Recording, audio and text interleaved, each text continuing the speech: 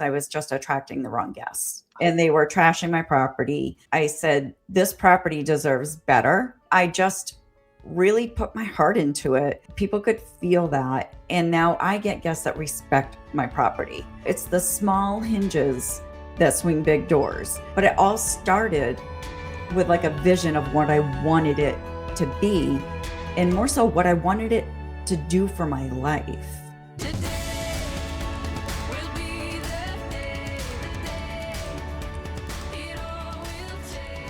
Welcome to the Andrea Engstrom Show for bold women in business. We are passionate about helping you break through to your next level of abundance, success, and freedom so that you can create the life you desire and inspire others to do the same. I'm your host, Andrea Engstrom, and I'm here with my co-host, Brenda Stroud. Hey, Brenda. Hey, girl. Hey. Hey. Well, today I'm so excited for our guest, Trisha Lizotte. Trisha, welcome to the show. Thank you. Yes. Here. Well, let me brag on Trisha for a second. So, Trisha has 19 short-term rentals in vacation destinations all over the world. And so we talk about creating a life you love that inspires others to do the same. Trisha is living that at the fullest. And Trisha is also the founder of the Curated Freedom Co, where she coaches other women on how to build the life of their dreams with a short-term rental portfolio in fabulous destinations. So Trisha, we're so excited that you're here. Thank you. I'm so excited to be here.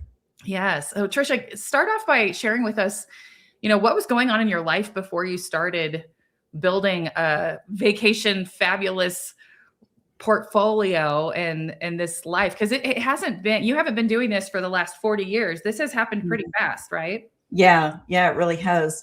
So I actually had a rental back in 2014 was my first experience with it. Might have been a little earlier than that. It was kind of when like VRBO and Airbnb was just getting started and you could throw anything up and make money and it was just fun, right? Yeah. But I ended up selling that when my now late husband was diagnosed terminally ill. And I left my career and everything I was doing to take care of him for about 2 years until he passed. And after he passed, I had no direction in my life.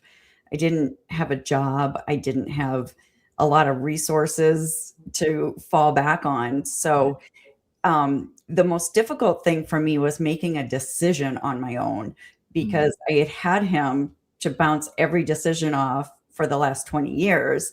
And so trying to do something new on my own was just very scary. And so I thought about going back into the corporate world. And I just knew that wasn't for me. So I was on the hunt for what I could do. And I really did have a passion for the hospitality piece of what I was doing with my rental in northern Wisconsin. And so I found a mentorship, much like what I offer, and learned different ways to invest in real estate that I didn't know existed. And it re-sparked in me that passion for short-term rentals. And so within 6 months, I bought my first short-term rental on my own. And it just took off from there. So I realized as the bookings came in and people were actually coming to stay in my place and they loved it, that this was the path forward for me. That's awesome. So what do you think about your locations in your short-term rentals? What do you think the attraction is? Because it sounds like you said, people love it. So what do you think the attraction is? So I'm in various locations. And so for instance, I have a beach house in southern Maine on the coast, but it's off the water, which is interesting. It's interesting because I outperform a lot of the properties on the water by about 30% consistently.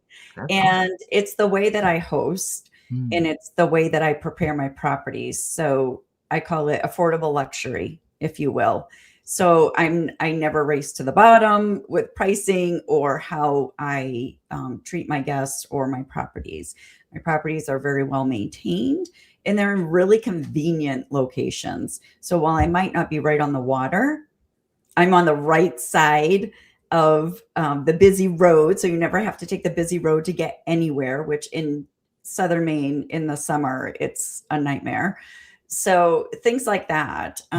Same thing in Hawaii. We're in a very convenient location, not on the water, but we're on a golf course. Okay. And so it's different. Having different guest avatars for different properties actually really helps how you buy and where you buy, and knowing that. Yeah. Now, Trisha, tell us some of the other fabulous locations that you have properties. Like I mentioned, we have Southern Maine, Hawaii, Tulum, Mexico, Playa del Carmen. We just opened a boutique hotel resort in the Dominican Republic, which is absolutely fabulous. We're in Salt Lake City. So we're spread out all over. And they're just fabulous properties. Yeah. So are you managing them yourself, or are you using a company or a team? How are you organizing that since they're so spread out? Yep. So we have operational teams in place, but managing clients, managing guests. So I do some myself, and then my partner and I do the other properties together. Oh, okay. Yeah. So she'll handle like guest relations, and I'll handle all the back end, the listings and updating listings and things like that, making sure the properties are ready to go. Yeah. So you bought your first, the first one that you own today, that you still own right now. For most people, it takes years and years and years to build a portfolio of the size that you have. You've got 19 doors that you are able to list. When was how long has it taken you to build 19 doors this time? That was 2 years. What? Wow, About awesome. 2 years. Yeah. That's incredible. That's incredible. Yeah. So congratulations on that. You. And I love the part of your story where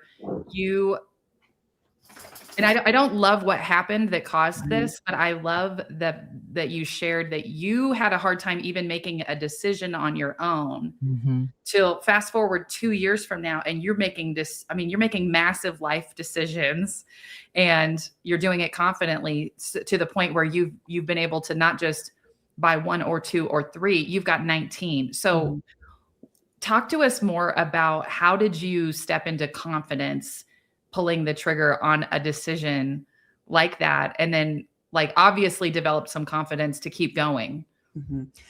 So I didn't have the confidence going into it. I certainly did not. The confidence came by taking the action and learning as I went. And I made a lot of mistakes in the beginning. I did a lot of things wrong. I wasn't entirely sure how to analyze.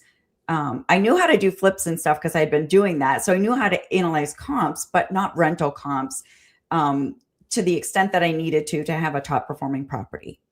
So that was a skill I had to learn.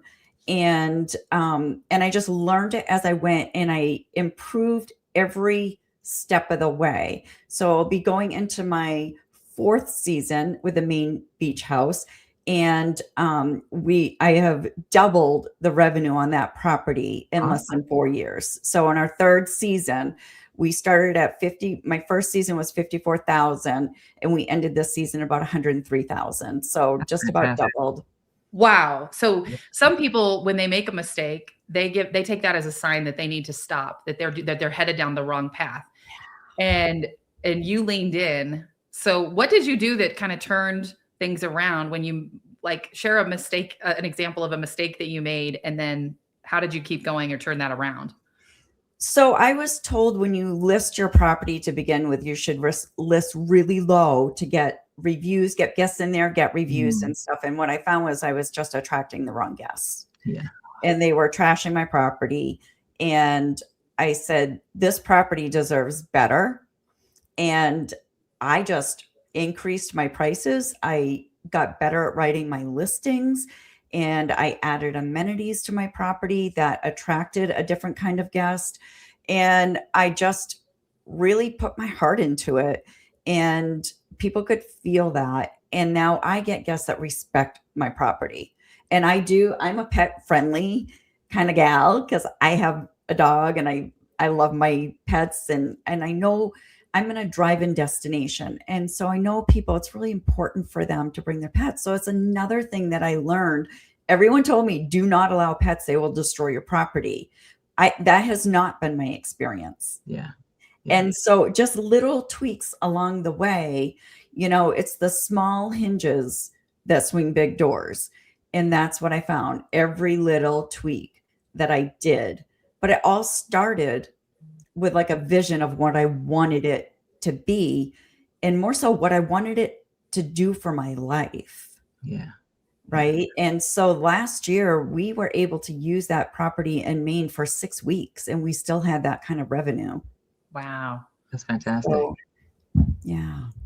Now, how did you go about finding your partner? I heard you mention that you had a partner. So did you always have a partner, or at some point you realized that might be more beneficial for you? How did you get to that decision? To scale faster, I knew I needed to connect with other women that were doing what I wanted to do. Okay. And so we had a mutual friend that connected us, and we hit it off, and I loved what she was doing. She loved what I was doing. And we just took off from there. And we're building out a glamping resort out in southern Utah now, that will be operational hopefully in the fall of this year.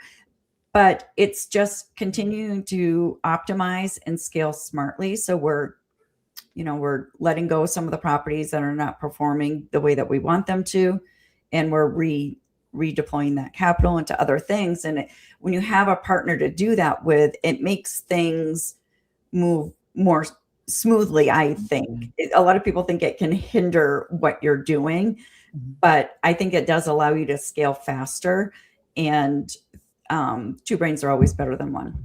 Yeah, that's true. That's true. That support is always beneficial, just like you said, when you, especially with what you're doing and how broad it is, and having so many locations, and you can't be at two places at one time either. So I'm excited. I mean, it just sounds like you pivoted so well, and was able to kind of make the appropriate adjustments after experiencing such a life-changing, a situation in reference to your loss. So I am super, super impressed, and I can't wait to hear more about, how you did it. Yeah. Yeah. I love the thing that you said. You just dropped a little gold nugget for everybody a moment ago, where you said small hinges swing big doors. Big doors. Yes. Yeah. That was so good. Talk to me more about that. You mentioned amenities, that like small shifts or small little tweaks that you made. You didn't go, well, this property needs a complete overhaul and we've got to, or just get rid of it and do it over.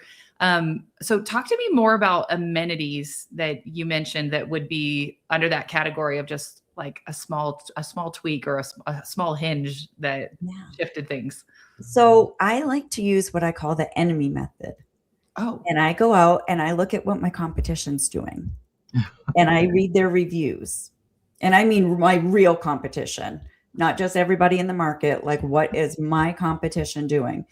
And I know that their guests, they want a full coffee bar. I provide a French press, a Keurig, a drip, an espresso machine. I provide every kind of coffee you could want. And I provide all of the flavors and all the things to go with it. So we deck out our coffee bar. That's one example that people comment on in my reviews all the time. And it's simple things like that your competition is not doing, that gives you that slight edge. Yeah. Yeah. It's simple. It doesn't cost me a lot. Yeah. Right. Awesome. Yeah. I think that's an awesome suggestion. Now, do you find yourself needing to do that in all of them, or just certain ones based on the reviews you read? Yeah. And so that's a really good question, Brenda, because my partner and I were looking at our property in Oklahoma. We had 3 houses on one property, like a chalet, a tiny house, and a bunkhouse. And we're thinking we need to add a barrel sauna. that's going to do it, right? Everybody loves a barrel sauna. It's like the thing right now. So I went out and I always use data to make sure I'm going to get an ROI on whatever I'm putting back into my properties. And so I did the research on the ROI on a barrel sauna. And then I compared it to the ROI on like adding a hot tub. Mhm. And the data told me, do not add a barrel sauna. It's going to cost you money. Add the hot tub. It's going to continue to make you money over the years. And so that was a really interesting Realization. realization to me, because we can't guess at what we're adding. We need to tie it back to an ROI. That's really important, because I have seen so many people put random things into their rentals that people don't care about. Right. So give them what they want. Yeah, I love that. What did you call that approach? The enemy something? The enemy method. The enemy method. Know your enemies. Keep them close. That's Yeah. awesome. Yeah, that's super smart. I love that you're doing this not just from gut or what you think or what you like, but you're reading reviews. And I think people don't take the time sometimes. They just go, it would be so cool. Yeah. Let's go spend thousands of dollars doing that. And they have no idea if it's what their guests actually want. Yeah. 100%. And you adapt, if your guests, I take a lot of my guests' suggestions very seriously. And it could be something as simple as, adding a non-slip mat in a shower. Right. That's simple, but I might not have thought of that. But if you're listening to your guests, and I'm talking like it's the little things that add up. And one of the things that is resounding in my reviews is you really have thought of everything. Because when I'm going on vacation and I'm staying at a rental, I know what I want. I know what I want my host to provide for me.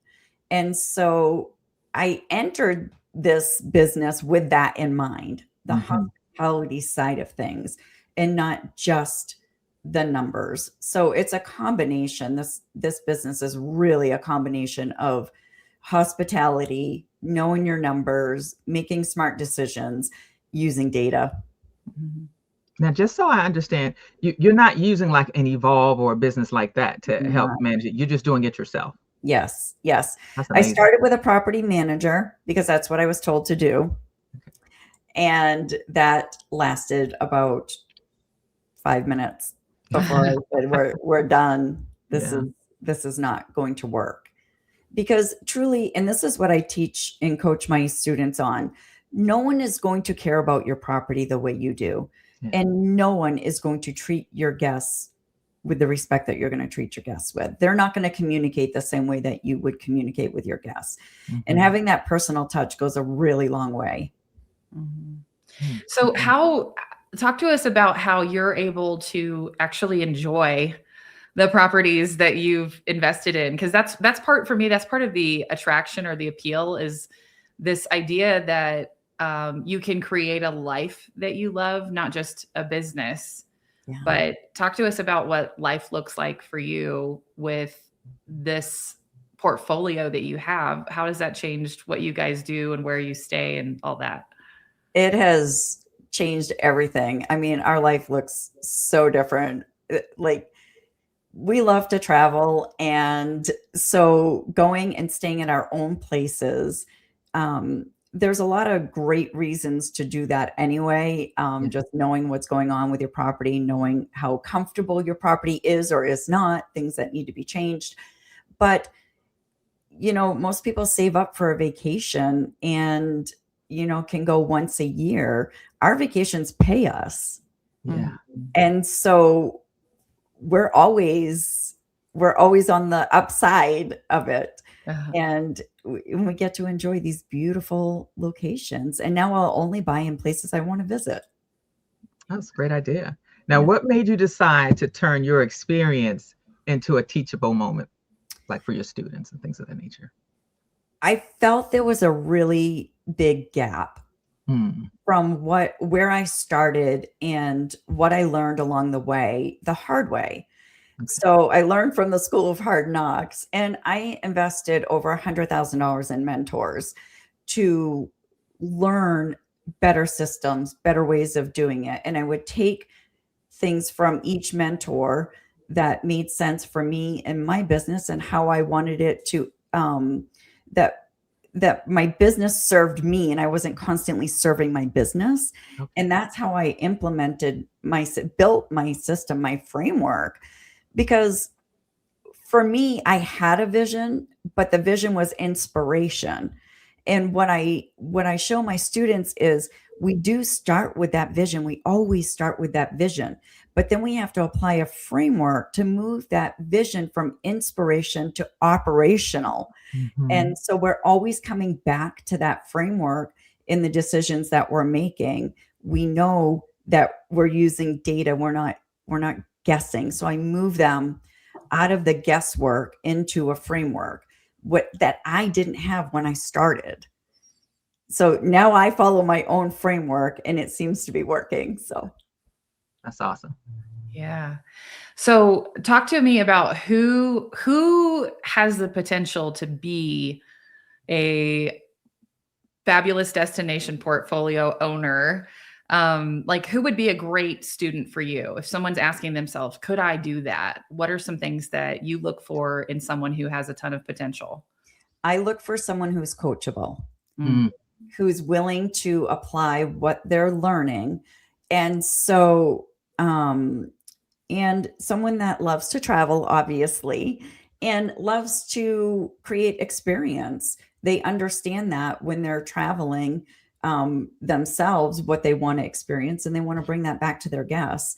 And so they're willing to learn the skills and apply the knowledge and step into with clarity, step into that next step before they're fully confident in it, because that clarity that we create through the framework is what provides the confidence, but it only comes with action.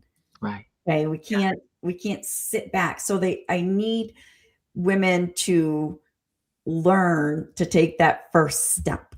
But women come to me very nervous about making big decisions. They come to me nervous that they're going to lose a lot of money or that they're not capable of doing this. And anybody that has the heart for this, I can show you where the resources are. And it's possible for anybody to build an incredible life and lifestyle doing what I do. Yeah. So now, do you only coach women or do you coach men and women? I only work with women currently, and I feel that it opens a really safe space because I work with it seems that I work with women that have gone through a lot of life transitions, whether it's divorces or loss like I experienced. I have several widows that I coach. And then I have younger women that are trying to come out of the workforce. They're trying to leave their W-2. And so to me, that's a transition as well. And so we get really vulnerable when we're talking about why we're doing the things that we're doing. And it's really important to me to create that safe space for women to do that. Yeah, that's awesome. Yeah. Now, you also mentioned that you said we get to travel to these places, and I don't think we addressed congratulations. Congratulations, you on the other side of a massive loss in your life. You found love again. I did. I reconnected with a childhood friend. Matt and I grew up together. We've known each other since we were little kids. And so, yeah, it's been really fabulous. You know, I can't believe that I found this kind of love again. Like, you know, you think it's a once in a lifetime thing. And I've just been blessed beyond measure to have two incredible men in my life. That is so awesome. I got chills just listening to you. I did too. I'm super excited for you. Yes. I feel like maybe your next coaching program might be how to find love again after loss. Like, I thought about it. Yeah. Yeah. That's a good one. I love it. Definitely needed. I'm excited for you. Yeah. Thank you. You know, and Trisha, I remember one of the first conversations that you and I had. Someone told you, "Hey, you should talk to Andrea," and I remember you not realizing the amazing thing that you had done, and that other people would even want to learn. Right. And I was like, "Are you kidding me? This is like what you've done is incredible." So talk to us about what was that shift that happened in you when you decided that you would reach a hand back and start bringing other women along with you to show them how to do what you're doing? I feel like something clicked in me that gave me a moral obligation to keep women from losing the kind of money and having the headaches that I went through to get to where I am. And I took that really seriously after you and I had those conversations. That's what really, I'm like, I know I have this knowledge. I know I have this skill set. I didn't see myself as someone who could coach other women through it, except for the fact that I already had a process that I had developed for myself that was working. And I really just felt like I had an obligation to offer it to other women. And it's not for everybody, but it is helping a lot of women. It sounds like your process, although you're doing short-term rentals, could potentially work for someone who just has a rental portfolio as well.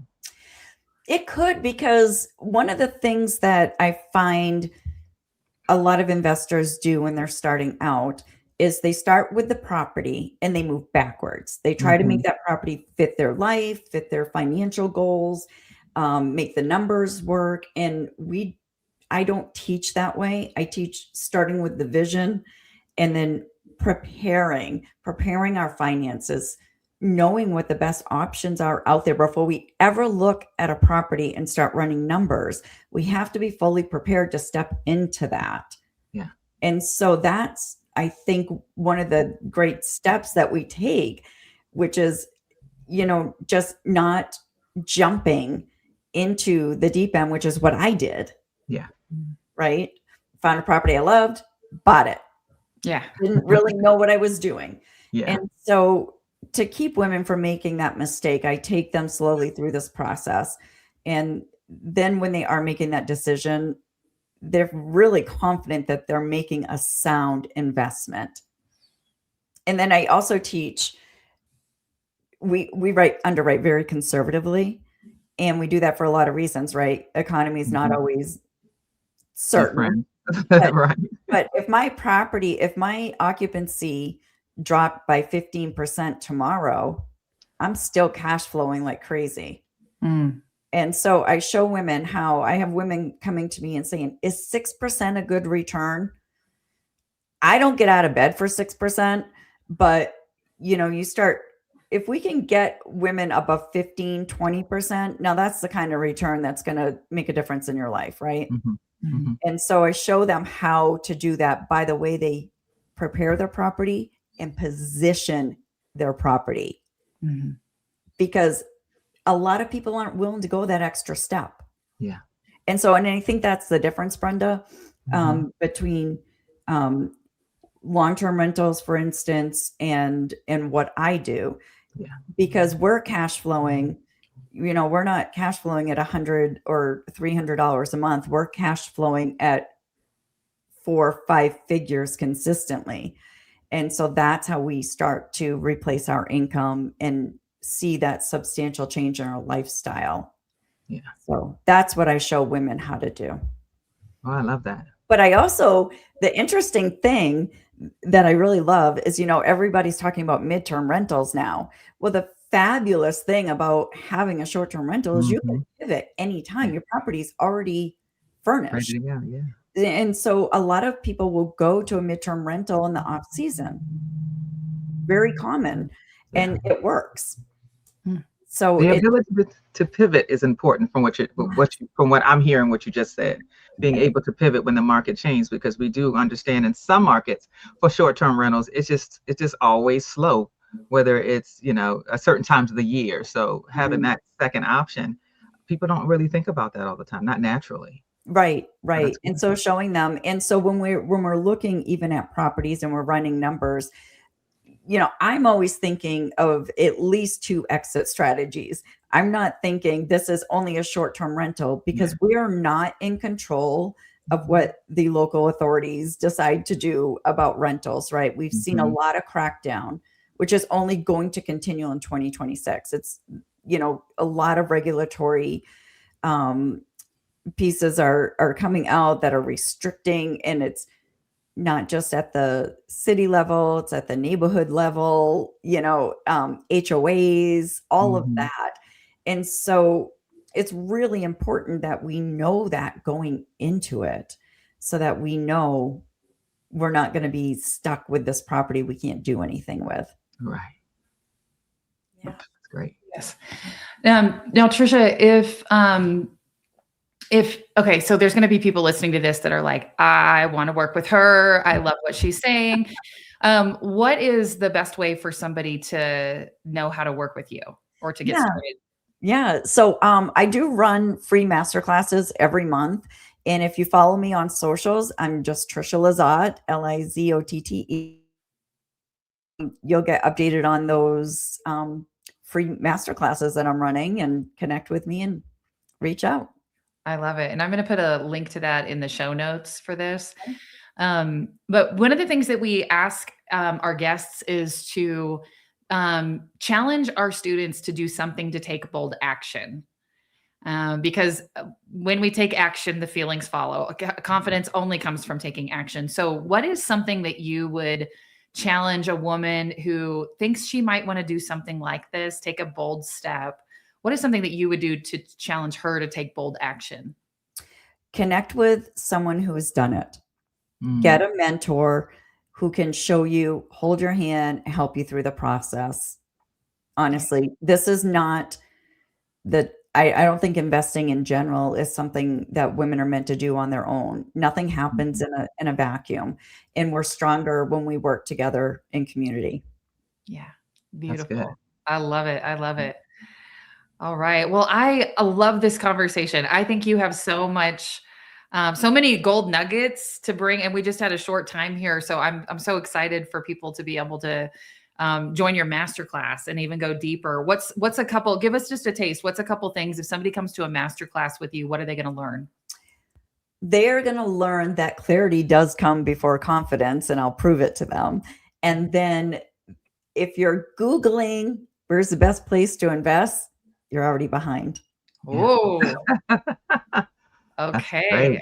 Okay. Very cool. Yeah. Well, I know that there's a lot of women listening to this that are inspired by your story, both of building a portfolio, but also finding love after loss, and really building a beautiful life together, and that allows you to do more of the things that you really want for your life in the future. And you did it so fast. And that's the thing that I think is really inspiring, is you went from not feeling confident making a decision on your own to making decisive, taking decisive, you took decisive action to build something that fast, and being brave enough to ask for help when you needed it, and to find a partner. I just love your story. Thank you. Yeah. Thank you so much for being here. And Brenda, if somebody wants to connect with you, what's the best way for someone to connect with you? I'm on social media as well, using my name, Brenda Stroud, as well as my website is brendastroud.com. Awesome. Awesome. I love it. Yeah. Well, sisters, if this has been an inspiring story for you, I just want to invite you to share this with someone that has talked about maybe starting to do something like this. And if this, if you love the show, like it, love us, share the episode with others on social media. And I'd love if you would give us a review on the podcast. Tell us how Trisha's story resonates with you. And if you're a woman entrepreneur, you can join my Facebook group, Bold Women in Business Sisterhood, where we share strategies for clarity and confidence and making powerful connections. And it's also where I shout out other amazing people like Trisha, who are doing incredible things to help others in the world to make their dreams come true and build the life they desire. So thank you again to my co-host, Brenda Stroud. Great conversation today, Brenda. Thank you. This was amazing. I love meeting Trisha. Yes, yes. And Trisha, thank you for sharing vulnerably about how you got where you are. And I just love your heart for bringing others along with you. Thank you. Thank you so much for having me. All right. Well, till next time, I'm Andrea Engstrom, and we are your sisters in business, encouraging you to take action on your dreams. Show up to your life with power and authenticity. Be bold, be tenacious, and make it happen. Bye.